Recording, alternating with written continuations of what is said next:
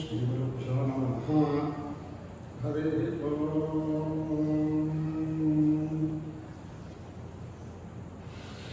नमो ब्रह्मणे नमोऽस्त्वग्नये नमः पृथिव्यै नमो ओषधीभ्यः नमो वाचे नमो वाचस्पतये नमो विष्णवे बृहते करोमि। ॐ शान्तिः शान्तिः शान्तिः। वागीशाद्या स्वमनसः सर्वार्थानामुपक्रमे यन्नत्वाकृतकृत्यास्यस्तन्नमामि गजाननम्। यस्य विश्वसितं वेद यो वेदेभ्योऽखिलं जगत् नन्मवेदमहं वन्दे विद्यातीर्थमहेश्वरम्। अविद्याभ्यामसन्तप्तो विद्यारण्यमहं भजे। यदर्थकरकर्तानामरण्यं प्रीतिकारणम् महादेवं त्रिनयनं भस्मोद्धोडितविग्रहम् चिन्मुद्रितकराम्भोजन्दत्तात्रेयं नमाम्यहम्। नमः सदसे नमः सदसस्पतये नमः सखीनां रोगाणां चक्षुषे नमो दिवे नमः पृथिव्यै सभाय नमः। చాలా ఉత్కృష్టమైనటువంటి కార్యక్రమంగా ఆస్తికులకు వేదాభిమానులకు ఏర్పాటు చేయబడినటువంటి ఈ వేదార్థ విజ్ఞాన గోష్ఠి అనే కార్యక్రమంలో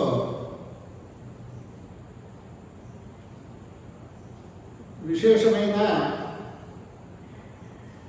పాండిత్యాలు లేకపోయినా పెద్దలు ఆదేశించారు కాబట్టి కొద్దిసేపు వారు సూచించిన విధానంగా మాట్లాడటానికి సాహసిస్తున్నాను. ముఖ్యంగా ఈ కార్యక్రమం యొక్క నేపథ్యం అనేక సార్లుగా అందరికీ తెలుసున్నదే. సంవత్సరం ప్రాయశః సంవత్సర కాలం ప్రకృతి విశేషమైనటువంటి ఉపన్యాస కార్యక్రమాలు ఈ సంస్థ ద్వారా జరుగుతున్నాయి.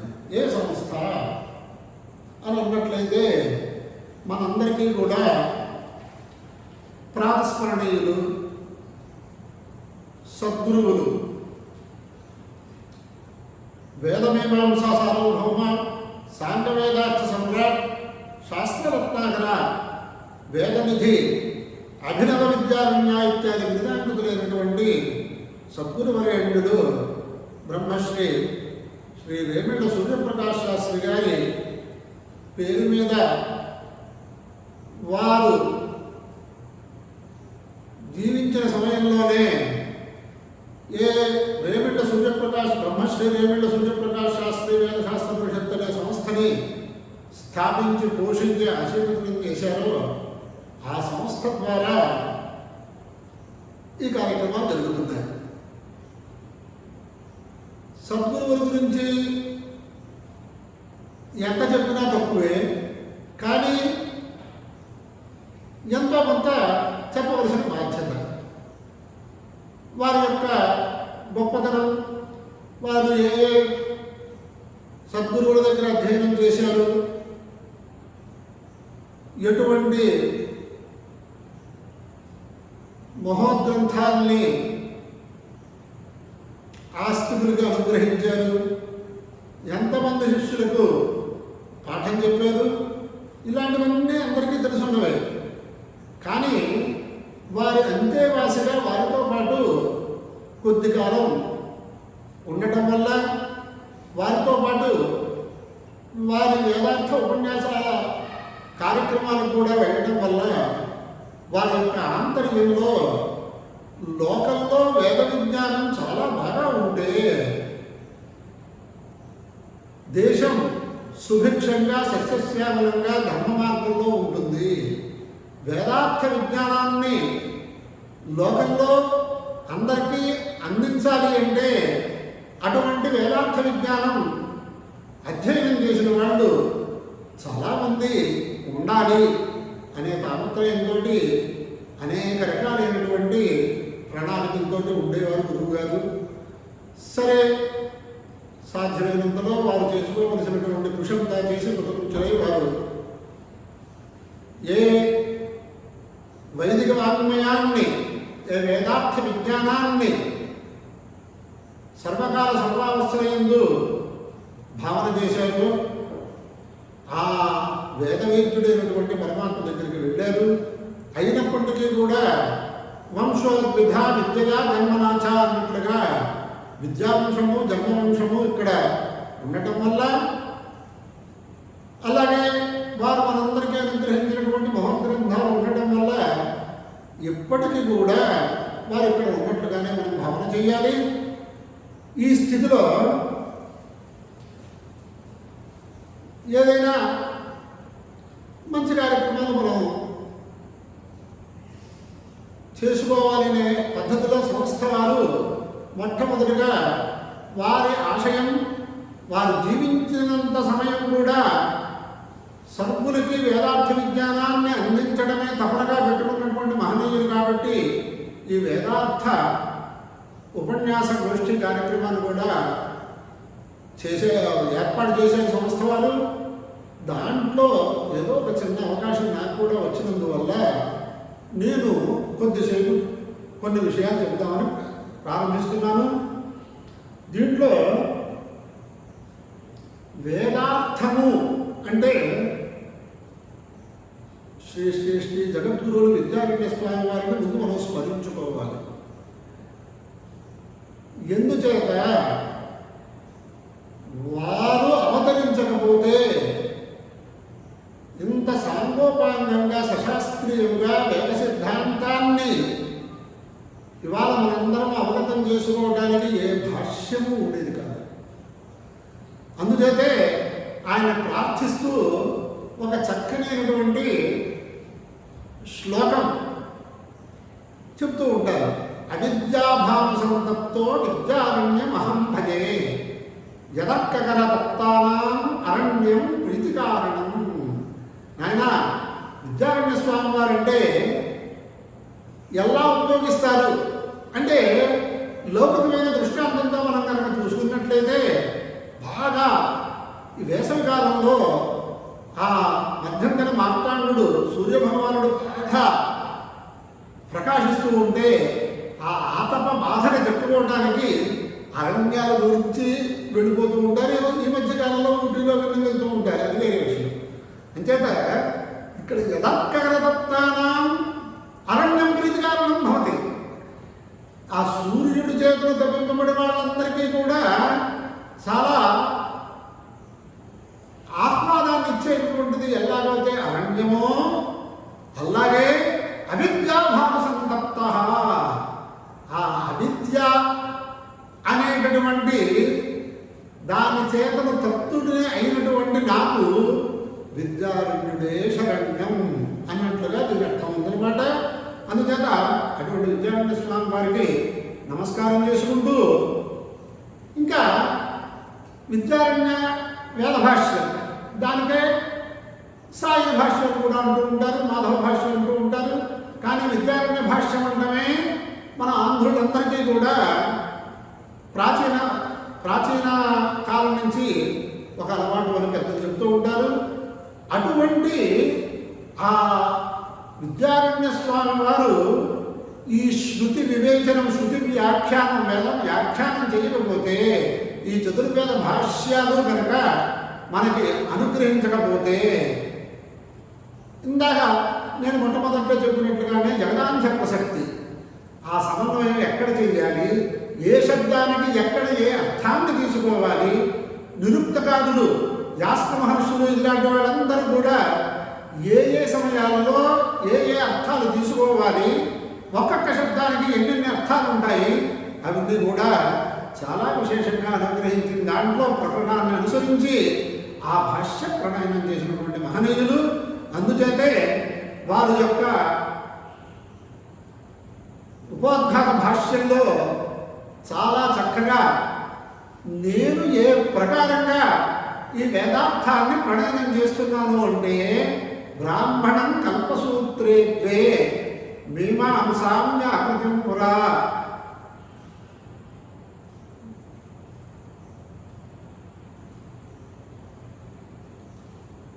ఉదాహృత్యాథతై సర్వై వేదార్థ స్పష్టమేయతే అన్నట్లుగా ఆయన భాష్యంలో బ్రాహ్మణము కల్పసూత్రములు అంటే కల్పసూత్రే ద్వే అన్నట్లుగా అన్నది బోధాయనము ఆపస్తంభీయము అనే 2 కల్పసూత్రాలు మన కృష్ణయజుర్వేదానికి ఉన్నాయి కాబట్టి ఆయా 2 సూత్రముల్ని కూడా ఆయా ప్రకరణానికి అనుగుణంగా నేను అందజేసి అలాగే ఆ మీమాంస నిర్ణయాలని అలాగే స్వరవైదిక ప్రక్రియలు ఇలాంటివన్నీ కూడా నేను అందరికీ కూడా కరతలాత్మకంగా బోధిస్తూ వేదార్థాన్ని స్పష్టంగా ప్రణయనం చేస్తున్నాను అని తాత్పర్యం ఈ శ్లోకానికి. అందుచేత ఆ ప్రకారంగా విద్యారణ్య స్వామి వారికి కూడా నమస్కారం చేసుకుంటున్నాను ముందు. ఎందుకంటే అభినవ విద్యారణ్యులుగా అనేక మంది చేతను కొనియాడబడినటువంటి మహానుభావులు సద్గురువులు రేమిళ్ళ సూర్యప్రకాశ్ శాస్త్రి మహోదయులు. అందుచేత ఆ విద్యారణ్య స్వామి వారు ఏ ప్రకారంగా భాష్యాన్ని అనుగ్రహించారో ఆ భాష్యస్థ విషయములు చదువుకున్న వారికే కాకుండా ఆస్తికులందరికీ కూడా అందజేయాలనే తపనతోటి జీవితాన్ని ధారపోసినటువంటి మహామనిషి ప్రకాశ్ శాస్త్రి గారు అని చెప్తూ, ఎందుకండి ఈ వేదార్థం యొక్క పరిశ్రమ చెయ్యాలి, మన వేదం గొప్పది, ఆ వేద మంత్రాల ద్వారా పురస్కరణ చేస్తున్నాం, మాకు ఫలాలు వచ్చేస్తున్నాయి, ఇంకా ఎందుకు దీని గురించి తాపత్రయపడాలి, ఆ మహానుభావులు చెప్పడం ఏమిటి, మనం అందరం కష్టపడి చదువుకోవడం ఏమిటి అని సామాన్య జనంలో కొంతమందికి కొన్ని రకాలైనటువంటి ప్రశ్నలు వస్తూ ఉంటాయి. దానికి విద్యారణ్య స్వామి వారే వివరించిన ప్రకారం కనుక చూసినట్లయితే స్థానురయం భారః కిలాభూదధీత్య వేదం న విజానాతి యోర్థం యోర్థజ్ఞయిత్ సకలం భద్రమశ్నుతే నాకవేతి జ్ఞానవిధూతపాత్మా అనే మంత్రాన్ని మనకి భాష్యంలో ఉపదేశం చేసి ఉన్నారు విద్యారణ్య స్వామి వారు. అంటే ఏమిటండి దీని అర్థం ఏమిటి అంటే స్థానురయం భారః అధీత్య యః వేదం అధీత్య తస్య వేదస్య అర్థం న జానాతి సహ కీదృశః అయం స్థాణుః భారః భవతి. ఏమిటండి దీని అర్థం అన్నట్లేదంటే వేదాధ్యయనం కంఠస్థం చేయాలి అంటే ఎంత కష్టమో అధ్యయనం చేసిన వారు మాత్రమే తెలుస్తుంది. సర్వులకి తెలియాలి అంటే కూడా కష్టం. నైవేద్య విజ్ఞానాది గురువి ప్రసవ వేదన అన్నట్లుగా ఆ అధ్యయనం చేసిన వాళ్ళకే ఆ కష్టం తెలుస్తుంది. అంత కష్టపడి చేసినటువంటి ఆ అధ్యయనం యొక్క అర్థాన్ని గ్రహించకపోతే ఆ వేదమాత ఏం చెబుతోంది అంటే ఇంత కష్టపడి చదువుకున్నా నాయన నీ యొక్క స్థితి ఎలా ఉంది, అయం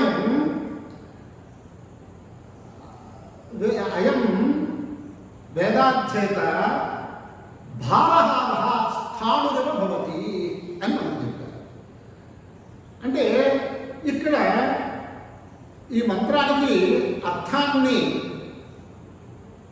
నిరుక్తంలో చెప్తూ భారహార అనేదానికి స్థాణు అనేదానికి వృక్ష యథా ప్రస్తుతం అందరికీ ఆమ్ర వృక్షం మామిడి పళ్ళు మామిడికాయల్లో ఉన్నాం కదా, ఆ ప్రకారంగా ఆలోచించినట్లయితే ఆమ్ర వృక్షము సంపూర్ణముగా పుష్పించి ఫలించినటువంటి ఏ మామిడి చెట్టు అయితే ఉందో ఆ మామిడి చెట్టు యొక్క ఆ ఫలములు మామిడి చెట్టుకి ఏమీ తెలియకుండానే స్థానంగానే ఉండిపోతుంది. ఇతరులందరూ కూడా ఆ ఫలాన్ని వారి వారి యొక్క అవసరానికి స్వీకరించచ్చుగాక, కానీ ఈ మామిడి చెట్టు తన వలన ఉత్పన్నమైనటువంటి ఆ ఫలములను తను ఏ ప్రకారంగా తెలుసుకో లేదో ఆ ప్రకారంగా ఎంత కష్టపడి వేదాధ్యయనం చేసిన తర్వాత అర్థజ్ఞానాన్ని సంపాదించకపోతే నాయన అతని యొక్క స్థితి ఇలా ఉంటుంది అని దృష్టాంతపూర్వకంగా నిర్వచనం చేసి ఎవరైతే వేదార్థ జ్ఞానాన్ని సంపాదిస్తారో వారి యొక్క స్థితి ఏమిటి? యోర్థజ్ఞ, ఎవరైతే అర్థజ్ఞానాన్ని కూడా సంపాదిస్తారో సకలం భద్రమశ్నుతే, సకల శ్రేయస్సులు పొందుతారట ఐహికంగా. నాకమేతి జ్ఞాన విధూత పాప్మ, ఆ వేదార్థ జ్ఞానంతో జన్మజన్మాంతరాల్లో చేసుకున్నటువంటి ఆ పాపములన్నింటినీ కూడా తొలగించుకుని ఆయా ఉత్కృష్టమైనటువంటి వేదాధ్యయనాన్ని చేసినందుకు, వేదార్థ జ్ఞానాన్ని సంపాదించినందుకు, తదుదిత కర్మానుష్ఠానం చేసినందుకు ఏ ఉత్కృష్టమైనటువంటి ఫలాన్ని పొందాలో ఆ ఫలములు తప్పకుండా పొందుతారు నాయన. అందుచేత అందరూ కూడా అర్థజ్ఞానాన్ని గురించి ప్రయత్నం చేయండి అని కూడా ఉపదేశం చేసి ఉన్నారు. దాంట్లోనే నిరుక్తంలోనే ఇంకొక మంత్రం కూడా దీని గురించి బాగా విశేషంగా మనకు బోధ చేస్తోంది. అంటే ఇక్కడ కొంతమంది అంటారు, అంటే వేదాధ్యయనం చేసినందువల్ల ఏమీ ప్రయోజనం లేదా అని కూడా కొంతమంది శంకగా మాట్లాడతారు. తావన్మాత్ర ఫలము, సంపూర్ణ ఫలము అని రెండు రకాలుగా మనం అర్థం చేసుకోవాలి నిజంగా న్యాయంగా. యద్గృహీతమ విజ్ఞాతం నిగదేనైవ శబ్దతే అనజ్ఞావివశుష్కైదో నతద్వతైకరేహితు అనే ఒక మంత్రాన్ని కూడా ఆయన ఇచ్చారు ఉదాహరణగా. అంటే యద్గృహీతం అవిజ్ఞాతం నిగదేనైవ శబ్దతే. నాయన గురుకులంలో ఉండి గురువు గారి దగ్గర సంతలో నిలువ ఆవృత్తులు ఇవన్నీ కూడా చాలా కష్టపడి చెప్పుకున్నటువంటి వేదాధ్యయనం అది శబ్దమాత్రంగానే ఉంటుందయ్యా అని చెప్పారు. అంటే నాకు కొంచెం పూర్తిగా బోధపడట్లేదండి, శబ్దమాత్రంగా ఉంటే వచ్చే నష్టం ఏమిటి అంటే నీకు బోధపడేటట్టు చెప్తాను ఆయన అని ఉపక్రమించి అనజ్ఞావివశుష్కైధ, మంచి ఎండిపోయినటువంటి కట్టెలు ఉన్నాయి. ఆ కట్టెలు ఎక్కడ వేస్తే గెలుస్తాయి? అగ్ని ఎందు. ఏమి అగ్ని లేక అనజ్ఞావివశుష్కైధ, అగ్ని లేనటువంటి చోట ఈ ఎండిపోయినటువంటి కట్టి పుల్లలు కనుక వేసినట్లయితే ఏమన్నా జ్వలిస్తాయా నాయన? జ్వలించవు కదా. అలాగే చదువుకున్నటువంటి విద్యలో ఆ సారాన్ని తెలుసుకోకుండా, ఆ అర్థజ్ఞానాన్ని సంపాదించకుండా ఉండేటటువంటి వాళ్ళ విషయం ఇలా ఉంటుంది నాయన. అందుచేత అందరూ కూడా అర్థజ్ఞానాన్ని సంపాదించుకోవడానికి ప్రయత్నం చేయండి అనే సూచనలు కూడా మనకి చాలా చోట్ల కనిపిస్తున్నాయి. మా సద్గురు వరేణ్యులు, మా బ్రహ్మశ్రీ సాంగస్వాధ్యాయ భాస్కరులు సన్నిధానం లక్ష్మీనారాయణమూర్తి అవధాన గారు కూడా వారి యొక్క స్వీయమైన అభిప్రాయాన్ని కొన్ని వ్యాసాలలో ప్రకటించి ఉన్నారు. వారు ప్రకటించినటువంటి వాటి యొక్క తాత్పర్యం ఏమిటి అంటే, వేదార్థ జ్ఞానాన్ని సంపాదించకుండా ఇతర విద్యలను కనుక అధ్యయనం చేసినట్లయితే ఆ అధ్యయనం చేసినందువల్ల కొన్ని ప్రయోజనాలు సిద్ధిస్తాయి, కానీ ఈ అర్థజ్ఞానాన్ని సంపాదించకపోతే వచ్చే ప్రత్యవాయ దోషం మాత్రం వాళ్ళకు ఉంటుంది. వేదాధ్యయనం చేసి అర్థజ్ఞానాన్ని సంపాదించకుండా ఇతర విషయాల్లో కనుక, ఇతర విద్యల్లో కనుక ప్రవర్తిస్తే ఆ విద్యను అధ్యయనం చేసినందువల్ల వచ్చేటటువంటి ప్రయోజనాలు పొందుదురుగాక. ఆ విద్యను అధ్యయనం చేయకపోతే దోషం లేదు, చేస్తే విశేషమైన అదృష్టం ఉంది. కానీ వేదాధ్యయనం చేసిన తర్వాత అర్థజ్ఞానాన్ని సంపాదించకపోతే ఉండేటటువంటి ప్రత్యవాయ దోషం మాత్రం వీడికి రాదయ్యా అని చెప్పేవారు. అదే శాస్త్ర సిద్ధాంతం.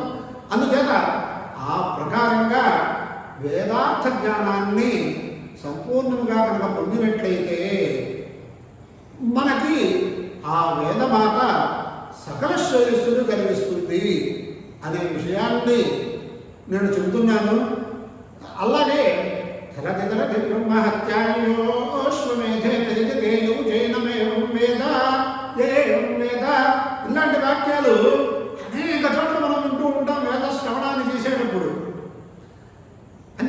ఎవరైతే ఈ ప్రకారంగా ఈ కర్మాచరణ చేస్తారో, కర్మని ఆచరిస్తారో, ఎవరైతే దీని గురించి సంపూర్ణంగా తెలుసుకుంటారో వాళ్ళిద్దరికీ కూడా ఫలం ఉంది అని మనకి వేదంలో చెప్తోంది కదా. మరి ఆ వేదమాత చెప్పినటువంటి వాక్యాలు వినాలి అంటే ఆ అర్థజ్ఞానాన్ని సంపాదించడానికి ప్రయత్నం చెయ్యాలి కదా అనేది మొట్టమొదటిగా చెబుతూ, కొంతమంది శాస్త్రాలన్నీ అధ్యయనం చేసేసిన తర్వాత అయితే వేదభాష్యం కరతల ఆమరకం వలె చాలా బాగా అర్థమవుతుంది, కేవలం శాస్త్రాలు అన్నీ చదవకపోతే, సంపూర్ణంగా అధ్యయనం చేయకపోతే ఎంతవరకు దీనివల్ల ప్రయోజనం ఉంది అనే శంకలు కూడా మొదటి నుంచి ఉన్నాయి. దీనికి బ్రహ్మశ్రీ పరమగురువులు డోంగ్రే శాస్త్రి గారు, మీమాంసా సార్వభౌములు ఆయన, వీరేశ్వర కృష్ణ డోంగ్రే శాస్త్రి గారు, ఆయన ఒకసారి స్వయంగా ఒక చోట ఆయన మాట్లాడుతూ ఒక సభలో, నాయన శాస్త్రాలు వేదాధ్యయనం చేసి అంగాధ్యయనం చేసి శాస్త్రాలన్నీ అధ్యయనం చేసి వేదభాష్యాన్ని తెలుసుకోవడం చాలా యోగ్యమైనదే, కానీ శక్యమవుతుందా? అల్లా యోగ్యమైన స్థితిలో ఈ భాష్య ప్రణాళిక ఎందుకు చేశారో మనం ఆలోచించాలి.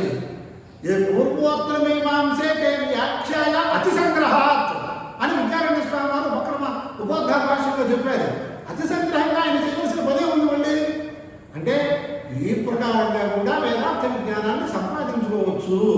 తర్వాత ఏదైనా మహానుభావులు సద్గురువులు దొరికితే దానికి ఎప్పటికీ కూడా విద్యా వ్యసనాన్ని కనుక మనం స్వీకరిస్తే, ఎలాగైతే కొన్ని క్రీడల విషయంలో చూడాలనే తాపత్రయంతో ఎన్ని ప్రయత్నాలు ఎంతమంది చేస్తున్నారో మనకు తెలుసు కదా. వీటన్నిటికంటే విద్యాభ్యాసం కనుక చేసినట్లయితే ఎక్కడ ఎంతవరకు ఎవరి దగ్గర ఎంత జ్ఞానాన్ని సంపాదిస్తామో అనంతర జ్ఞానాన్ని తర్వాత సంపాదించుకుంటూనే ఉంటేనే వీడు ముక్తుడవుతాడు అనేది సారాంశంగా ఆయన చెప్పారు. అంచేత మొత్తం మీద ఇప్పుడు నేను చెప్పిన విషయం ఏమిటి అంటే, వేదార్థ జ్ఞానాన్ని ప్రకాశింప చేయడానికి ఈ సంస్థ వారు విశేషమైనటువంటి కృషి చేద్దామని సంకల్పించిన స్థితిలో ఈ సంస్థ ఆవిర్భావం దగ్గర నుంచి సద్గురువులు శాస్త్రి గారు నన్ను, నాయన కంచి వెళ్ళి శ్రీముఖం నువ్వు తీసుకొచ్చి మంత్రాక్షతలు తీసుకొస్తే ఈ సంస్థ కార్యక్రమం ప్రారంభమవుతుంది అని కూడా చెప్పి కాంచీ క్షేత్రాన్ని పంపించిన విషయం కూడా నాకు గుర్తుంది. అందుచేత దాన్ని ఆ ప్రకారంగా పెద్దల దగ్గర, జగద్గురువుల దగ్గర మంత్రాక్షతలు తీసుకుని కథా స్థాపించుకుని పెట్టినటువంటి సంస్థ ద్వారా ఇటువంటి వేదార్థ విజ్ఞానాన్ని సభ్యులకి అందజేయాలనే కార్యక్రమాలు జరగడం చాలా ఆనందదాయకంగా ఉంది. ఇంతటితో ఆగిపోకుండా ఈ శత జయంతి అనే పేరుతోటి శతమనంతం భవతి, శతమైశ్వర్యం భవతి ఇత్యాది వాక్యాల ద్వారా ఈ శతశబ్దానికి అనేక అర్థాలు మనకు కల్పిస్తున్నాయి. కాబట్టి ఈ శత జయంతి సందర్భంలో ఈ వేదార్థ విజ్ఞానాన్ని అధ్యయనం చేసేటటువంటి వాళ్ళు చాలా తగ్గిపోతున్నారు. అందులో ఆంధ్రలో అధ్యయనం చేసిన వాళ్ళు దీని దాకా వస్తున్న వాళ్ళు చాలా తక్కువ మంది ఉన్నారు. అందుచేత వారందరికీ కూడా ప్రోత్సాహంగా కూడా ఏదైనా ఒక కార్యక్రమం ఏర్పాటు చేస్తే వారికి ప్రోత్సాహకరంగా బాగా ఉంటుంది అని ఒక చిన్న విన్నపం చేస్తున్నాను సంస్థ వారికి. అంటే మిమ్మల్ని ఇవన్నీ ఎవరో చెప్పమన్నారు, మీకు ఏదో ఒక విషయాన్ని గురించి మాట్లాడితే బాగుంటుందని మేము చెబితే విషయాలు ఎందుకు చెప్పారు అనేది కూడా అడగవచ్చు. అపృష్టోపి హితం బ్రూయాత్ యస్య మేచ్ఛేత్ పరాభవం అని ధర్మశాస్త్రంలో ఒక మాట కనిపిస్తుంది. నాయన నువ్వు అడగకపోయినా సరే ఒక మంచి మాట నీకు తోచింది చెప్పడానికి మాత్రం నువ్వు ఎప్పుడూ పడకు, భయపడకు అని చెప్పారు. అందుచేత మొట్టమొదటిగా ఆ విషయాన్ని కూడా అందరికీ విన్నవించుకుంటూ, వీటిపైన తద్దికి గోంగూర బలమైందని సామెత ఉంటుంది. ఈ విషయాల్లోనే ఉంటే సంస్థ వారు ఏదైనా మంచి విషయాలు చెప్పమని ఆదేశించే స్థితిలో శతరుద్రీయాల గురించి చాలా విశేషంగా ఆస్తికులందరికీ కూడా తెలుపుడు చేయాలి అని ఆదేశం చేశారు. అంచేత దాంట్లో ఇంకోటి కూడా శతరుద్రీయం లోకోపకారకం ఎలా అవుతుంది, అలాగే ఇంకా దీంట్లో ఉండేటువంటి అవాంతర భేదాలు, శతరుద్రీయం అంటే ఏమిటి, శ్రీరుద్రం అంటే ఏమిటి, నమ్మకం అంటే ఏమిటి, చమకం అంటే ఏమిటి, ఎవరు ఈ శతరుద్రీయాలు పారాయణ చేయవచ్చు, ఏ ఏ సమయాల్లో చెయ్యాలి, ఇలాంటి దీనివల్ల లోకానికి కలిగేటువంటి ఫలం ఏమిటి, ఈ చేసినందువల్ల ఫలం వ్యక్తులుగా ఉంటుందా, సమాజానికి కూడా ఉంటుందా, ఇలాంటి విషయాలు కూడా ఏమి సూచిస్తున్నాయి వేద మంత్రాలు అంటే కూడా ఇలాంటివన్నీ కూడా సంగ్రహంగా ఏదైనా చెప్పమని వారు చెప్పినారు. ముఖ్యంగా ఇప్పుడు మనం అందరం కూడా ఏ స్థితిలో ఉన్నామంటే ప్రపంచోపద్రవ స్థితిలో ఉన్నాం. ఈ ప్రపంచోపద్రవ స్థితికి కారణం ఏమిటి? ఈ ప్రపంచోపద్రవాన్ని శమింపజేయాలి అంటే ఏది సాధనం? అది కూడా మనం ఇదే రూపంగా మనం తెలుసుకుంటే మహానుభావులు, శాంతి కమలాకర్మిత్యాది గ్రంథకర్తలు, మహర్షులు ఏ ఉపద్రవం వచ్చినా వేద మార్గంలో ఆ ఉపద్రవాల్ని తొలగించుకోవడానికి అనేక రకాలైనటువంటి కర్మానుష్ఠానాల్ని మనకు ఉపదేశం చేసి ఉన్నారు. ముఖ్యంగా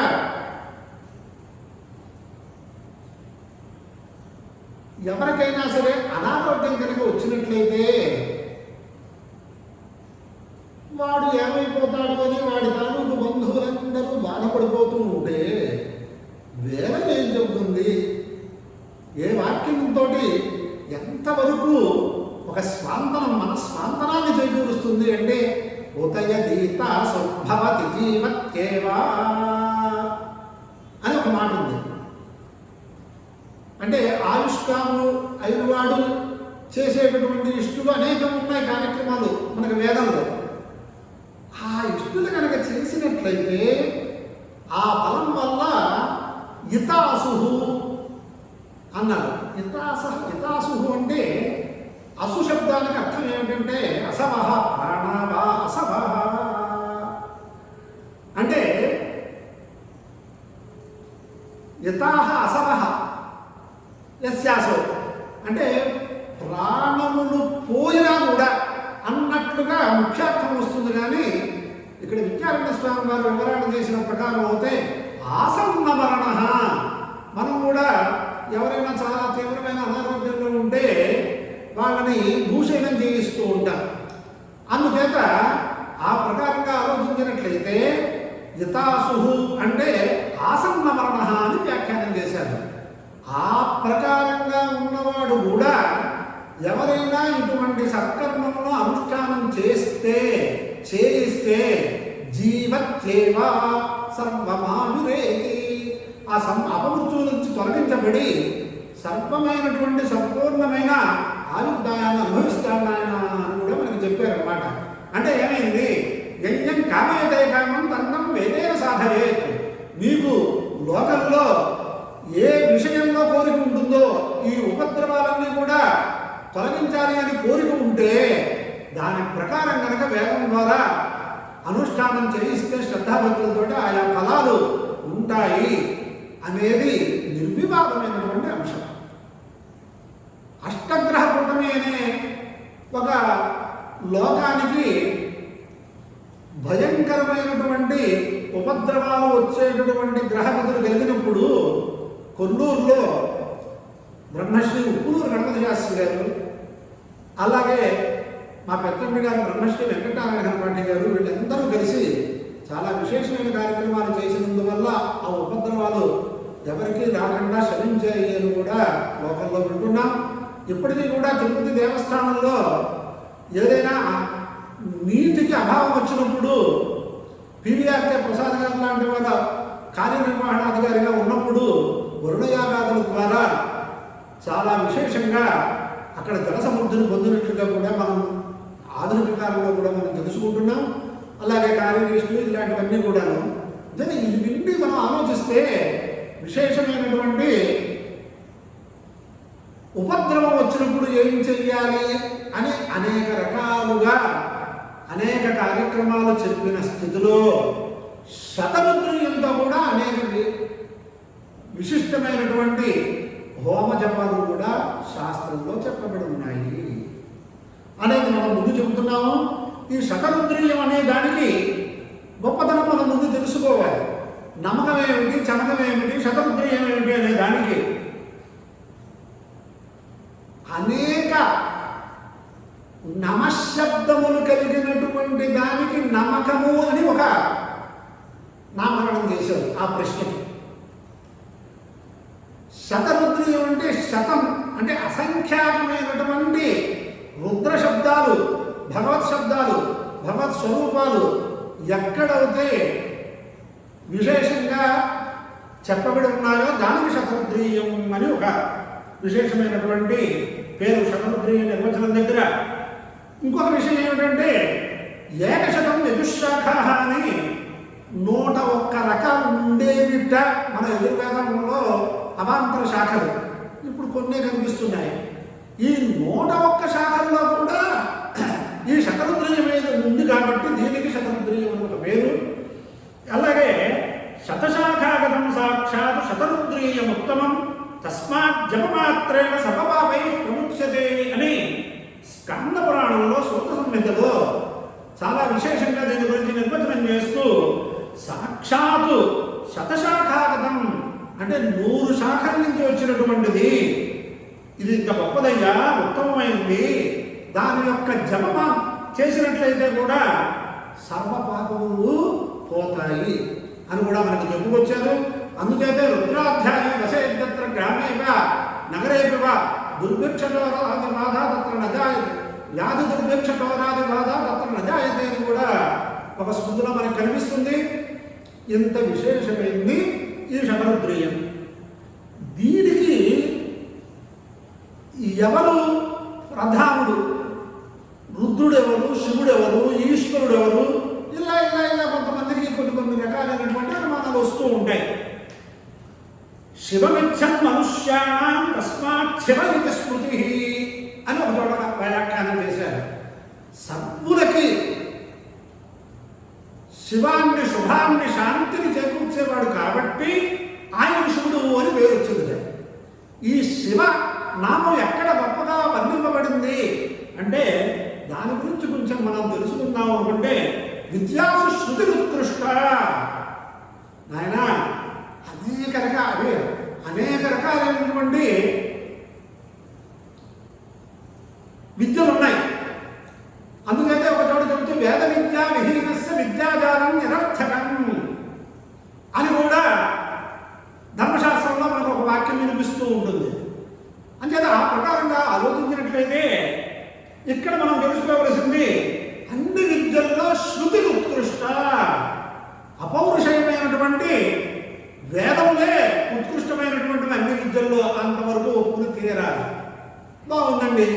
మరి ఆ వేదములన్నీ కూడా అనంతావై వేదా అని అనంతంగా ఉన్నప్పుడు దాంట్లో అన్నీ మనం అధ్యయనం లేనప్పుడు ఏం చేయాలి అంటే స్వశాఖ అధ్యయనం చేయాలి, ఇలాంటివన్నీ తెలుసున్నవే.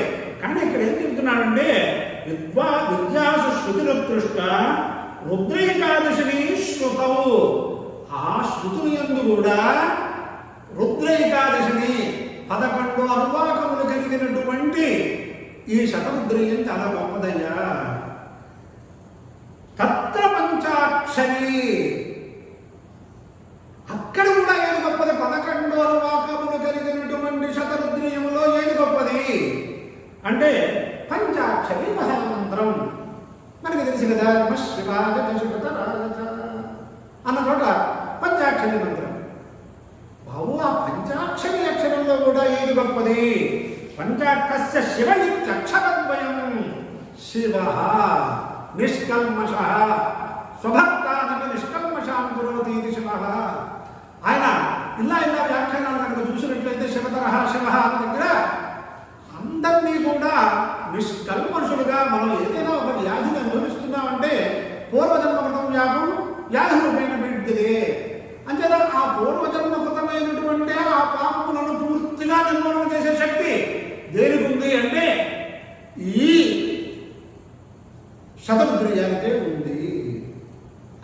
తెలుసుకోవాలి. తెలుసుకుంటే ఇప్పుడు ఇంత గొప్పది నమ్మకం అని తెలిసింది. నమ్మకమన్నా శతరుద్రీయమన్నా ఒకటే అనేది మనకి తెలిసింది.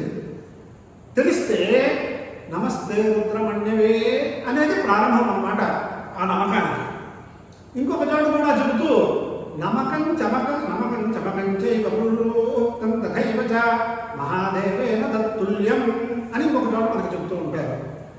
అంటే నమక చమక పురుష సూక్తములు నిత్యము సంధ్యావందనం చేసిన తర్వాత ఎవడైతే అనుష్ఠానం చేస్తాడో ఆ మహాదేవుడు మన చర్మచక్షుసుని కనిపించడు కాబట్టి వీడే మహాదేవుడితో తుల్యుడుగా మనం భావన చేయాలయ్యా అని కూడా మనకి కొన్ని చోట్ల కనిపిస్తూ ఉంటుంది. అంత గొప్పదైనటువంటిది ఈ ఉత్కృష్టమైనటువంటి శతరుద్రీయం. ఇప్పుడు జరుగుతున్న కార్యక్రమానికి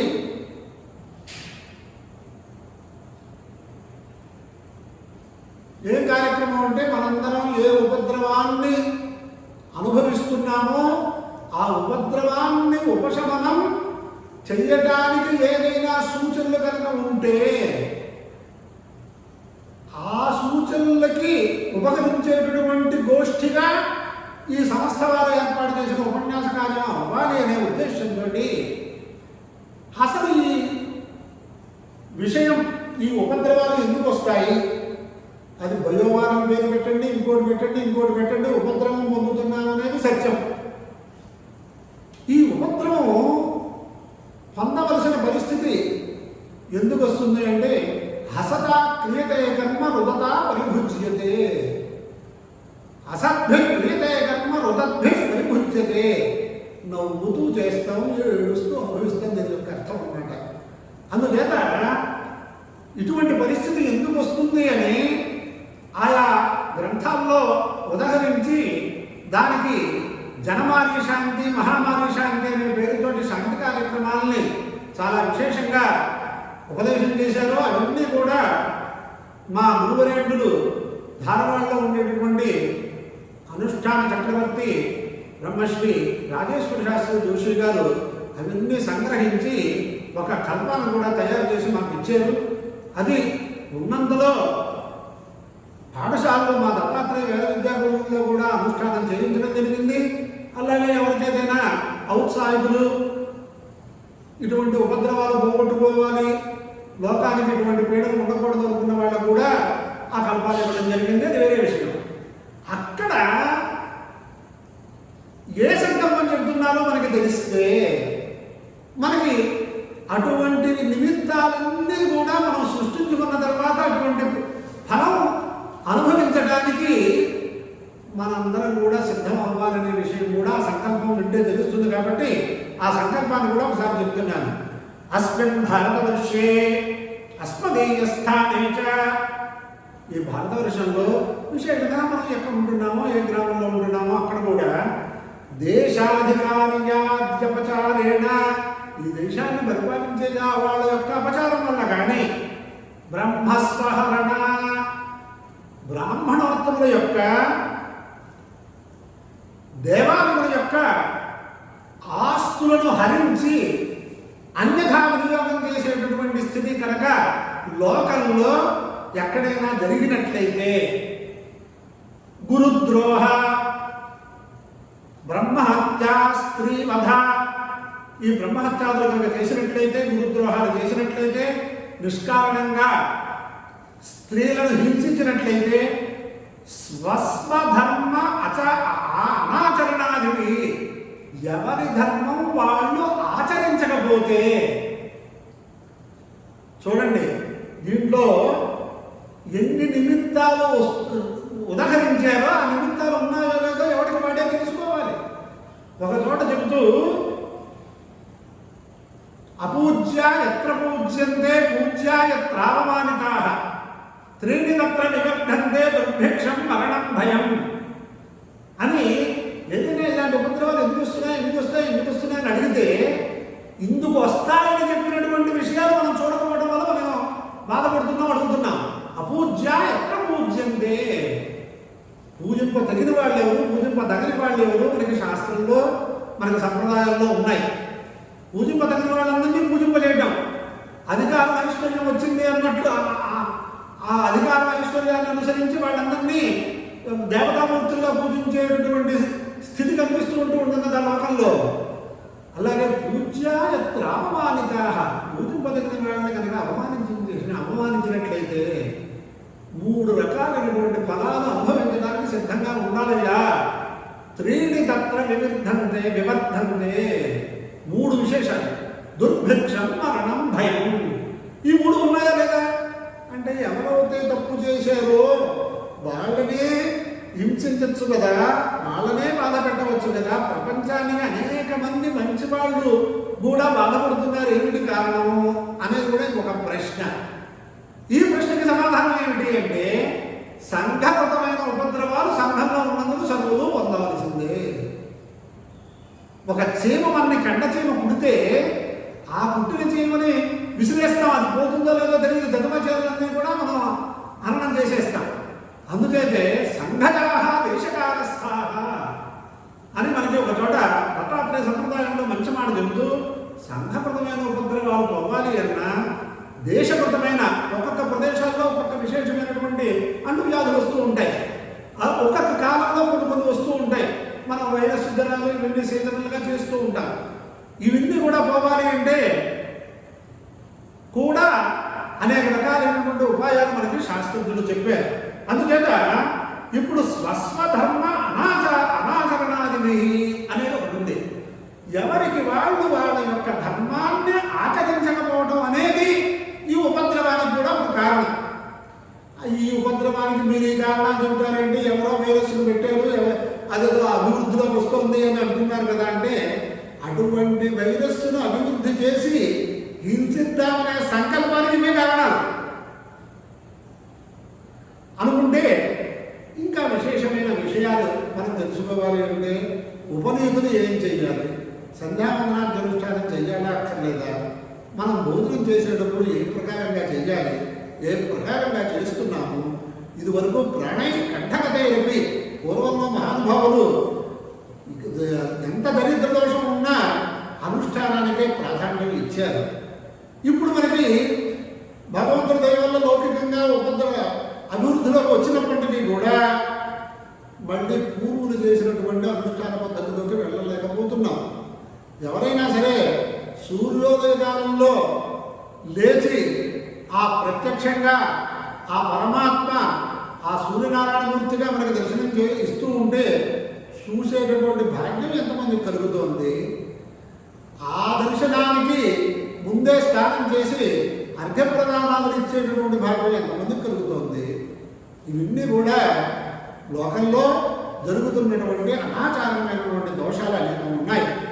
వీటి వల్ల ఆ పరమాత్మకు కోపం వచ్చింది. రుద్రకోపేన, రుద్రుడికి ఆ పరమాత్మకి కోపం రావటం వల్ల ఇటువంటి కుయుక్తులతో చేసేటటువంటి వాళ్ళ పనులు ఫలించి ఇటు ఉపద్రవాలు కలిగిస్తున్నాయి అని తాత్పర్యం. పశుతుల్య ప్రత్యంత జనతాశ్చ, పశువులుగా మనం ప్రవర్తిస్తున్నామా, మనుషులుగా ప్రవర్తిస్తున్నామా అన్నదానికి కూడా నిర్వచనాలు మనకి చాలా విశేషంగా కనిపిస్తూ ఉంటాయి. లోకం శాస్త్రంలో ఆహార నిద్ర బలిమైథునాన్ని సామాన్యమేత పశుభిర్నరాణాం ధర్మో హి తేషాం అధికో విశేష ధర్మేణ హీనా పశుభిః సమానా అని. ఆయన ఆహార నిద్ర అందులో అన్నింటికి ఉంటాయి, పశువులకి ఉంటాయి, మనుషులకి ఉంటాయి. కానీ ఒక ధర్మం, ఆ ధర్మం అనేది మనకి విశేషంగా ఉన్న మనుష్యులకి, ఆ ధర్మం చేతలు కనుక హీనమైపోయినట్లయితే పశువులకి మనకి ఏమీ తేడా లేదు అని ఒక చోట చెప్పాడు. పశ్వాదృష్ట విశేషాత్ కూడా బ్రహ్మసూత్ర భాషలో ఒక మాట ఉంటుందన్నమాట. అందుచేత అటువంటి పశుతుల్యుల వల్ల ఉన్నటువంటి జనతాదశ్చ అంటే ఆ జనసంఘం వల్ల సంక్రాంత పారదేశిక సాంక్రమిక మహారోగ జరిష్యమాణ జనమరణాది సర్వోపద్రవశాంతిపూర్వకం సర్వేషాం క్షేమాయురారోగ్య అభివృద్ధి ద్వారా దేశ కళ్యాణ సిద్ధ్యర్థం శ్రీ మృత్యుంజయ మహారుద్ర ప్రీత్యర్థం సగ్రహమఖం జనమాన శాంతిం కరిష్యే అనేది అక్కడ సంకల్పం అన్నమాట. అంటే మొత్తం మీద ఇక్కడ ఇటువంటి ఉపద్రవాలని ఉపశమింపచేసేటటువంటి శక్తి కూడా శతరుద్రీయాల వల్ల ఉంది, ముఖ్యంగా శతరుద్రీయం వల్ల ఉంది అనే విషయాన్ని మనం తెలుసుకుంటే, ఇంతకంటే శతరుద్రీయం యొక్క గొప్పతనం తెలుసుకోవాలి అంటే ఇంకా మనం మళ్ళీ టైం కూడా, నాకు ఇచ్చినటువంటి టైం కూడా అయిపోతుందేమో అని అనుకుంటున్నాను, చివరికి వస్తుంది. అందుచేత ఆ స్థితిలో ఇంతకంటే దాని గురించి నేను నిర్వచనం చెయ్యక్కర్లేదు. దీని యొక్క గొప్పతనం అంది. దీంట్లో కూడా మళ్ళీ కొంతమంది రుద్ర అనే దానికి అర్థం చెబుతూ రోదనాతు రుద్ర అంటే రోదనం చేయించేవాడు, లయకర్త, లయకర్తృత్వం ఈశ్వరుడికి ఉంది, ఇలాంటి విషయాలన్నీ చెబుతూ కొంచెం పరిహసించేటటువంటి వ్యక్తులు కూడా మన సమాజంలో ఉన్నారు. కానీ రుద్ర శబ్దానికి ఏ ప్రకారంగా అర్థం చేసుకోవాలి అంటే ఋతు దుఃఖం ద్రావయతి వినాశయతి రుద్ర. ఆయన ఇది అనేక భాష్యాల్లో చెప్పబడింది. అంటే మనకి ఇష్టం వచ్చింది కాబట్టి ఇష్టం వచ్చినట్లుగా అర్థం చెబుతామంటే శాస్త్రంలో కుదరదు. ప్రకరణాన్ని అనుసరించి మనం అర్థం చెప్పాలి. అంటే ఇప్పుడు దుఃఖాన్ని, సర్వుని యొక్క దుఃఖాన్ని వినాశనం చేసేటటువంటి వాడు రుద్రుడు అని మనకు చెప్తున్నారు శాస్త్రంలో. మరి రుద్రుడు వేరే అండి, విష్ణువు వేరే అండి అని కొంతమంది అడుగుతూ ఉంటారు. ఈయనకి లైంగికత్వం ఉంది కదా అని అంటూ ఉంటారు. ఆ శ్రీ మహావిష్ణువు రామచంద్రాది అవతారాలతోటి ఆ రావణాదుల్ని హరణం చేసినప్పుడు కూడా లైంగికత్వం ఆయన కూడా ఉంది కదా. ఎందుకండి ఇలాంటి అక్కర్లేనటువంటి ఏవో కుత్సితమైనటువంటి ఆలోచనతో మనం ఉంటున్నాము అనేది మనకి తెలుసుకోవాలి. సర్వులు కూడా అక్కడ సంధ్యావంతంలో కూడా మనం నిత్యం చెప్పేటటువంటిది యథా శివమయో విష్ణురేవ విష్ణుమయ శివ యథాంతరం న పశ్యామి తథా మే స్వస్తిరాయుషి ఇత్యాదులుగా మనం ప్రార్థన చేస్తున్న శివస్య హృదయం విష్ణు, విష్ణోశ్చ హృదయం శివ. మరి ఈ వాక్యానికి ఎక్కడ సమన్వయం చేయాలి అంటే భాషా దగ్గరికి వెళ్ళాలి. మనం తత్కాలంలో ఏదైనా చేసేస్తామంటే కుదరదు. ఇంకొక చోటు కూడా కొంతమంది అడిగారు శివుడు వేరండి విష్ణువు వేరు అని. ఏకోహం పంచధారాక, ఒకడే అనేక రకాలుగా అయింది, ఏకం సత్విప్రా బహుధా వదంతి అని. అంటే ఇది ఏమన్నా కుదురుతుందా అండి? ఏదో చెప్పడానికి, ఏదో సమాధానం చెప్పడానికి దాడి చెట్టుకి బొడిగారికి ముడిట్టినట్టుగా మాట్లాడుతున్నారు ఇలాంటి వాళ్ళందరూ అని అనుకుంటూ ఉంటారు. ఏకోహం పంచధా జాత క్రియయా నామభిక్కిల, ఒకే పరమాత్మ స్వరూపం ఏకం సద్విప్రాహ బహుధా వదంతి అన్నట్లుగా ఆయన త్రిధా పంచధా బహుధా జాత అని మనకుంది. ఇంకా బహుధాన దానికి సహస్రాణి సహస్రసూయే రుద్రాది భూమ్యాం, సహస్రాది సంఖ్యలో కూడా అనేక మంది రుద్రతత్వంతో ఇక్కడ ఉన్నాడు అని మనకి నమ్మకం కూడా చెప్తోంది. ఈ స్థితిలో మహాకవి కాళిదాసు మనకి అభిజ్ఞాన శాకుంతలంలో చక్కని మాట మాట్లాడాడు. ప్రత్యక్షాభిప్రపన్నస్తనుభిరమతులస్తాభిరిష్టాభిరీష. మనందరినీ కూడా ప్రత్యక్ష తనువులతోటి 7 తనువులతోటి 8 తనువులతోటి ఉన్నటువంటి ఆ ఈశ్వరుడు అనుగ్రహించుగాక అని తాత్పర్యం. యా సృష్టి రాజ్య అనే దాంతో ఆ శ్లోకం ప్రారంభమవుతుంది. అంటే ఏమైంది? ప్రత్యక్షాభిస్తనుభి, అష్టతనువుల చేతను ప్రత్యక్షంగా ఉన్నాడు అని. అంటే అష్టతనువులు అంటే మనకు ఉండేటటువంటి పంచభూతాలు, సూర్యచంద్రుడు, పృథివీ, ఇవన్నీ కూడా వచ్చేస్తున్నాయి కదా. పృథివీ వ్యక్తంగా వాయురాకాశాలు, యజమానులు, ఇవన్నీ అక్కడ వరుసగా మనకు చెప్పుకొచ్చాడు. చెబితే ఇప్పుడు పంచభూతములకి భిన్నముగా విష్ణువు ఉన్నాడా సర్వాన్ని వ్యాపించి? వీటితోనే ఉన్నాడా అని ఎవరైనా కనుక ఒక లాజిక్గా ప్రశ్న చేసుకుంటే, సర్వాన్ని వ్యాపించి ఉన్నవాడు విష్ణువు, సర్వాన్ని వ్యాపించి ఉన్నవాడు ఈశ్వరుడు అని మనం చెప్పుకుంటే పేర్లు తేడా కనిపిస్తున్నాయి కదా. అన్నట్లయితే దేవదత్తో యథా కశ్చిత్ పుత్ర భ్రాత్రాదినామభి, ఒకే దేవదత్తుడు అనే పేరు గలవాడు ఉన్నాడు. కానీ ఆయననే అనేక నామములతోటి మనం పిలుస్తున్నామా లేదా? పుత్రుడు అవుతున్నాడు, ఒకటి పౌత్రుడు అవుతున్నాడు, ఒకటి అల్లుడు అవుతున్నాడు, ఒకటి సేవకుడు అవుతున్నాడు, ఒకటి పరిపాలకుడు అవుతున్నాడు. మరి ఆయా స్థితుల్లో దేవదత్తుడు అనే పేరు ఉన్నప్పటికీ కూడా కొడుకని తండ్రిని పిలుచుకుంటున్నామా లేదా మనం?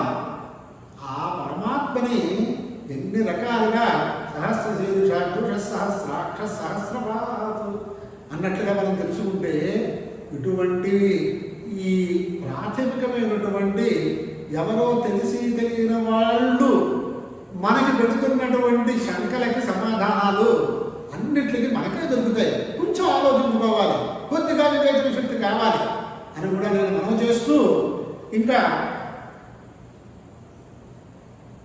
విశేషంగా ఈ శతరుద్రీయం ప్రాశస్యంతో జరుగుతున్నటువంటి ఈ ఉపన్యాస కార్యక్రమంలో చాలా విశేషమైనటువంటి మంత్రార్థములు చెప్పటానికి, సర్వులు తెలుసుకోవడానికి అనేకం ఉన్నాయి. కానీ 3 మంత్రములు కూడా చెబుతూ ఉంటాను. అధ్యపోచతి కవచం అని, అధ్యపోచతి వక్త అనే ఒక మంత్రాన్ని బోధాయ మహర్షి కవచం శరీరానికి చాలా విశేషంగా అది ఉపకరిస్తుంది. ఎలాగైతే బుల్లెట్ ప్రూఫ్లు అంటూ ఉంటారు కదా, అలాగే శరీరానికి అనారోగ్యాలు రాకుండా కాపాడుతుంది. లోకంలో వచ్చేటటువంటి అనేక రకాలైనటువంటి దోషాలను పరిహరిస్తుంది మంత్రం అని అధ్యపోచతి వక్త అనే మంత్రాన్ని మనం పురస్కరణ చేయడానికి యోగ్యంగా ఆ ఋషి ఛందస్సుతో చెప్పుకున్నారు. అవన్నీ కూడా ఇప్పుడు చెబితే గురుముఖత తెలుసుకుని ఆచరిస్తే ఉండే ఫలం యంత్రాల ద్వారా ఉపదేశాలు పొంది కనుక చేసినట్లయితే ఉండదు అనేది సర్వులు కూడా తెలుసుకోవాలి. అందుచేత ఎవరైనా మొత్తం నమ్మకాన్ని పారాయణ చెందలేని స్థితిలో ఈ అధ్యపోచన అనే మంత్రాన్ని కనుక పారాయణ చేసినట్లయితే కూడా ఈ సర్వజ్వరముల యొక్క పీడ పోతుందని కూడా నేను అక్కడ రాశారు. అదొక విషయం చెప్తున్నాను. అలాగే శతరుద్రీయం వ్యక్తిగతమైన ప్రయోజనంగానే ఉంటుందా, సమాజానికి ఉపకరిస్తుందా? ఇంకొకటే దానికి సమాధానం చెప్పాను. రుద్రాధ్యాయ వశేద్యత్ర, ఎక్కడ రుద్రాధ్యయనం చేసేవాడు ఏ గ్రామంలో ఉంటాడో అక్కడ ఉండేటటువంటి సర్వులకి కూడా ఉపద్రవాలు పోతాయి అని మనం చెప్పాను. అంటే మరి అందరూ ఇంకా కొంతమంది పారాయణ చేస్తున్నారు కదండి, ఉపద్రవాలు ఎందుకు వస్తున్నాయి? చెప్పండి, మనందరం కూడా శంకామనస్కులం కదా చాలామంది. అన్నట్లయితే యక్షాత రూపోబలి ఎంతవరకు దాన్ని ఎలా చేస్తున్నాము దాని మీద విశ్వాసంతో అక్కడ ఏ ప్రకారంగా పారాయణ చెయ్యమని మరి మహర్షులు చెప్పారో ఆ ప్రకారంగా చేస్తున్నామా లేదా, ఇలాంటి వాటిలన్నింటినీ కూడా శాస్త్రంలో విచారణ చేసి ఇది పురుషాపరాధమా శాస్త్రాపరాధమా అని కూడా విచారణ చేశారు. శాస్త్రాపరాధం ఎప్పటికీ కాదు. ఈ చేసేటటువంటి పురుషుల్లో ఉండేటటువంటి వాట్ల వల్ల ఆయా ఫలములు రావడానికి కొంచెం ఆలస్యాలు అవుతాయి తప్ప ఎటువంటి పరిస్థితుల్లో వీటికి ఫలం ఉంటుంది అని ఇటువంటి మంత్రముల ద్వారా మనం తెలుసుకుంటే శివే నగత సాత్పాగిరిషాచ్ఛావదాంసి యథా సర్వమిజ్జగదయక్ష్మం సుమనాసతు అనే ఒక మంత్రం. అక్కడ శివే నగత సాత్పాగిరిషాచ్ఛావదాంసి, ఇంకా కాలం సమీపిస్తుంది కాబట్టి తాత్పర్యం చెప్తున్నాను. ఆ గిరీశ అవిజ్ఞాతానవదృషయాంచకార అని భరద్వాజ ఘట్టంలో కూడా ఒక గిరి రూపంగా వేదాలని వర్ణం చేశారు. గిరి రూపాన్ని విజ్ఞాతానవదృషయాంచకార అన్నట్లుగా ఒక గిరి రూపంగా మనకు చెప్పారు. కాబట్టి ఆ వేదవేద్యుడు పరమాత్మ కాబట్టి ఆ గిరిశ ఆయనే కైలాసవాసం కూడా మనం అనుకుంటున్నాం. కాబట్టి ఆయన్ని సంబోధన చేస్తూ శివేన వచస మంగళకరేణ వచస వేదవాక్యేన అంటే శతరుద్రీయాది మంత్రములు చేతను అచ్చా వదాంసి, నీ యొక్క అనుగ్రహం పొందడానికి మేమందరం ఇవి చేస్తున్నామయ్యా అని మంత్రం యొక్క పూర్వభాగం యొక్క అర్థం తాత్పర్యం. నీ యొక్క అనుగ్రహం కోసం ఈ వేదవాక్యముల చేతను ఈ వేదమంత్రముల చేతను నిన్ను ప్రార్థన చేస్తున్నాను నీ యొక్క అనుగ్రహాన్ని పొందడానికి. నాయనా ఈ అనుగ్రహం ఎవరైనా పొందేదే, ఎప్పుడైనా పొందేదే అని అనుకుంటే నీ యొక్క అనుగ్రహం ఎందుకోసం కోరుకుంటున్నానో ఉత్తర భాగంలో నీకు నివేదిస్తున్నాను అని మనకు చెబుతున్నారు. యథా సర్వమిజ్జగదయక్ష్మం సుమనా అసతు నహాస్పదీయం సర్వం జగత్. నేను ఇప్పుడు ఎక్కడ ఉన్నానో, ఏ జగత్తులో, ఏ సంఘంలో, ఏ దేశంలో, ఏ మనుష్యుల్లోనే ఉన్నానో, నా తాలూకు సర్వ జగత్తు, దీంట్లో నా శత్రువులు మినహాయింపనేం లేదు, నా శత్రువు మినహా అనే మాట లేదు. దీంట్లో రెండు రకాలుగా బాధపడుతుందయ్యా. ఎలాగా? అయక్ష్మం రోగబలం, అలాగే సౌమనస్యం లేకపోవడం. ఈ సౌమనస్యం లేకపోవడము, రోగభయము, ఈ రెండు రోగాలు ఎప్పుడూ కూడా మనుష్యుల్ని ఏ మాత్రం స్థితి లేకుండా చేస్తాయి. కాబట్టి నా యొక్క జగత్తు సర్వం జగత్తు అయక్ష్మం రోగరహితం సుమనాః సౌమనస్యవేతం యథా భవతి తథా కర్తుం. నీ యొక్క అనుగ్రహాన్ని గురించి నేను ఇది చేస్తున్నాను అని శతరుద్రీయంలో ఉండే మంత్రమే మనకి ఇంతల్లా అరటి పండు ఒలిచి చేతిలో పెట్టినట్టుగా చెబుతూ ఉంటే ఇంక ఎందుకు మనకు అనుమానం? దాన్ని చెయ్యటమా, చేయించడమా?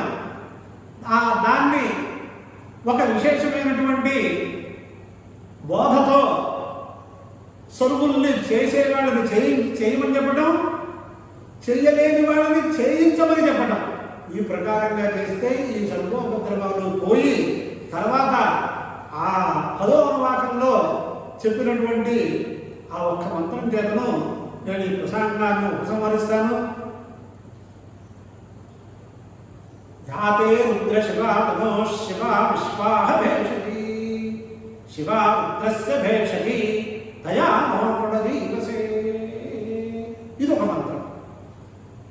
చాలా ఉన్నాయి. దేనికి దానికి కృష్ణం పుష్టం గ్రామే అష్టం అనాథరం ఇలాంటి మంత్రాలు కనుక పూర్తిగా భావన చేస్తూ ఉంటే ఆ వేదమాత ఎంత కారుణిక దృష్టితోటి మనందరినీ ఉద్ధరించడానికి అనుగ్రహిస్తోందో చూస్తుంటే ఎంతల్లా మనకి మనస్సు ఆర్ద్రమైపోతుంది అన్నమాట. అందుచేత ఆ ప్రకారంగా కనుక ఆలోచించినట్లయితే ఇక్కడ ఉపక్రమించినటువంటి మంత్రం యాతే రుద్ర శివా తనో శివా విశ్వాహ భేషజీ రుద్రో వా ఏషయదగ్నిస్తస్యైతే తనువో ఘోరాణ్యా శివాణ్యా అని రుద్రుడికి అనేక తనువుల్లో 2 తనువులు చాలా విశేషంగా ఉన్నాయి. కాబట్టి ఆ 2 తనువుల గురించి ఇక్కడ వేదం మాట్లాడుతూ రుద్ర రూపమైనటువంటి తనువు ఒకటి ఘోరా తనువు. ఆ ఘోర తనువుని తనువు చేతను సర్వుల్ని వాళ్ళు చేసుకున్నటువంటి తప్పులకి ఆ ఫలాన్ని అనుభవింపజేస్తాడట. ఈ మంగళకరమైన తనువు చేతను సర్వులకి అంటే ఘోరాతను శివాతను, ఈ శివ తను అని అంటే సర్వమంగళమైనటువంటి సర్వులకి క్షేమాన్ని ఇచ్చేటటువంటి శివ తనువు చేతను ఏం చెయ్యాలి అంటే ఇక్కడ చెబుతున్నాడు. యాతే రుద్ర శివాతను శివా విశ్వాహ భేషజీ. నాయన లోకంలో రోగము చేతను దరిద్రము చేతను బాధపడేవాళ్ళు చాలా మంది మనకు కనిపిస్తూ ఉంటారు. ఈ బాధలు సర్వకాలముల యందు బాధలు పోగొట్టాలి అంటే ఆ బాధలు పోగొట్టేవాడు నువ్వేనయ్యా. నీ యొక్క శివాధనువే ఆ బాధలన్నీ పోగొట్టాలి. విశ్వాహ భేషజీ అంటే సర్వకాలముల యందు విశ్వేశ హస్తం ఉన్నప్పుడు సర్వకాలముల యందు భేషజం అంటే ఒక మందు వేసుకుంటే, ఒక వ్యాక్సిన్ వేసుకుంటే మనం ఎలాగైతే నిరుపద్రవంగా ఉంటామనే నమ్మకంతో ఉంటామో అలాగా ఆ పరమాత్మ ఆ శివ ధనువు చేతను అలాగే శివారుద్రస్య భేషజీ అలాగే సమస్త దుఃఖముల్ని జనన మరణ ప్రవాహ రూపమైనటువంటి సంసార దుఃఖాన్ని కూడా పోగొట్టేవాడు కూడా ఓడేవాడు కూడా ఆయన యొక్క తనువే. ఈ తనువు చేతను ఏం చెయ్యాలి అని నీ ఏమని ప్రార్థిస్తున్నాం ఇప్పుడు మేమందరం కలిసి ఈ రూపముద్ర సమయంలో అన్నట్లయితే తయా నో మృడ జీవసే నేను ఒక్కడనే చేస్తున్నాను కదా, అక్కడ నహ అనే బహువచనం ఉంది. మమ్మల్ని అందరినీ కూడా చాలా సుఖంగా, నిర్భయంగా, నిరోగముగా జీవనం చేయటానికి యోగ్యతను ప్రసాదించమని ఆ యొక్క ఆశీర్వాదములతోటి మమ్మల్ని అందరినీ కూడా క్షేమవంతులుగా చేయమని ప్రార్థన చేస్తున్నాం. అంతకంటే మనం ఏం ప్రార్థన చేయాలి? కనుక ఆలోచించినట్లయితే ఇలాంటి అనేక రహస్యాలు ఈ శతరుద్రియంలో ఉన్నాయి. కాబట్టి ఈ శతరుద్రియం మా సద్గురువులు ప్రకాశ్ శాస్త్రి గారు కూడా చాలా విశేషమైనటువంటి ఆ పారాయణ చేస్తే కానీ వృద్ధాప్యంలో, అనారోగ్యంలో కూడా ఆహారం స్వీకరించకూడదన్నటువంటి పెద్ద నియమంలో ఉండేవారు ఆయన. అందుచేత ఆయనకు ఇష్టమైనటువంటి శతరుద్రియం గురించి ఏదో నలుగురికి తెలియాలని కొన్ని ఉదాహరణలతో చెప్పిన దాంట్లో ఏదైనా దోషాలు కనుక ఉన్నట్లయితే ఆ దోషాలు నాలుగా భావన చేసి మంచి విషయాలు ఎవరికైనా అందించాను అని ఎవరైనా మంచివాడు కనుక అనుకున్నట్లయితే అది సద్గురువుల యొక్క అనుగ్రహంగా భావన చేయవలసిందిగా ప్రార్థిస్తున్నాను అందరినీ. మొత్తం మీద ఇవాళ మనం ఈ ఉపన్యాసం ద్వారా తెలుసుకున్న విషయముల్లో మళ్ళీ ఒక్కసారి ఏ జీవితాన్ని ఏ వేదార్థ విజ్ఞానానికి ధారపోసారో అటువంటి వేమిళ్ళ సూర్యప్రకాశ్ శాస్త్రి గారి పేరిట, ఆ మహానుభావం పేరిట పెట్టిన సంస్థ ద్వారా ఈ వేదార్థ విజ్ఞానాన్ని సంపాదించుకుంటే ఈ వేదార్థంలో ఆయా మంత్రాల్లో ఉండే ఆ మంత్రార్థాన్ని సంపూర్ణంగా అవగతం చేసుకుని దాని పారాయణాల వల్ల లోకానికి క్షేమం, చేసిన వారికి కూడా ఉత్కృష్టమైనటువంటి స్థితి కలుగుతుంది అనేది నిర్వివాదంగా మనం తెలుసుకుని ఈ వేదార్థ విజ్ఞానాన్ని మనం ప్రోత్సహించాలి. అధ్యయనం చేసిన వారిని అధ్యయనం చేసే వారిని ప్రోత్సహించాలి అని చెబుతూ ఇటువంటి అవకాశం ఈ ప్రకారంగా అనేక మందికి ఏదో నాకు తెలిసినటువంటి జ్ఞానంతో నాకు మాటలు చెప్పేటటువంటి అవకాశాన్ని కలిగించినటువంటి సంస్థ వారికి కృతజ్ఞతలు తెలుపుకుంటూ నమ పార్వతీపతయే